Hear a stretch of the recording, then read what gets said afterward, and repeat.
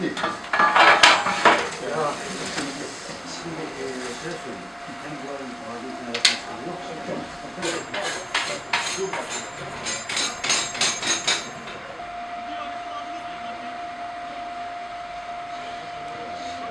Alçıpen yaptırdık.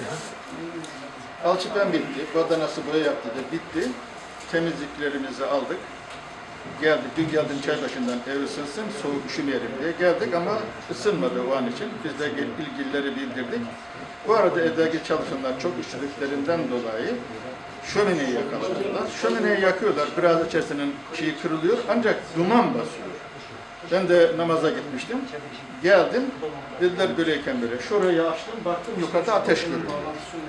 Tabii bu arada şeyi aradım, itfaiye aradım.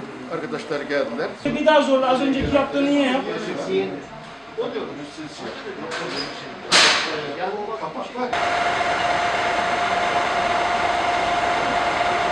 Polis Bey teşekkür ediyoruz. Sağ olun, var olun.